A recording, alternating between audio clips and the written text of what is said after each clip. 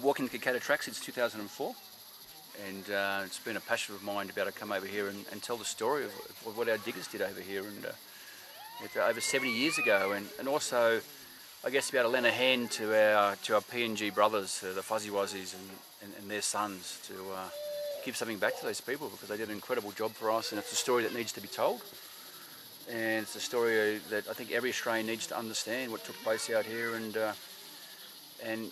have an opportunity to be able to give thanks to these guys out here, not only to our diggers but to the Fuzzy Wuzzies, and that's how we set our business up. It's been done as something that's a passion I've always had about the Australian history and what the Australian spirit's all about. And there's no greater place to be out here than on the Kokoda track, and to find out, what really makes this track. 52 tracks Across here since ridiculous. 2004. Yeah, look, it's a fair number, but there's, you talk to some of my porters and my trek masters. Some of them are up in the high 80s and 90s, and one of my oldest trek masters from Boona, Adrian Coy, is probably up to close to 120 treks now. He's been doing it since the 80s, 1980s. Before this became an industry. Just incredible when you get to talk to these blokes. Yeah, so it's I guess 50 is a reasonable milestone. Reasonable. Yeah, considering I'm only 25 years old. Understatement.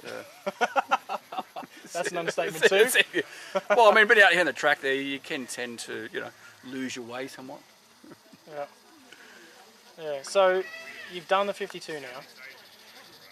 You may retire from the track soon, and if you do, what is it that you're going to miss about it? Look, the same reason why I started the track here is the beauty of the people out here. The PNG people are just incredible people. But I guess the main thing it would be telling the story of these diggers, telling the Kokoda story, and sharing that story with the trekkers. I think it's something I feel quite passionate about, and I believe that people need to understand what took place here. So that'd be the thing I guess I miss. But in saying that, we've got some really good guides that understand the passion of the track, and handing over the baton to those guys to keep telling the story would be great. But it's something special with me out here. It's quite empowering walking this track. So I guess the fact that you forget about all your troubles back home when you come out here on the track here, and get into a really simplistic life. A lot of chances just to think amongst yourselves what goes on. So yeah, I think I just miss the people and just miss being out here, the beauty of the place. But just a little rumour, I don't know if I'm ever going to retire from the track, but I'm certainly going to certainly cut down the number of tracks that I certainly do. But I think it'll just keep drawing me in here.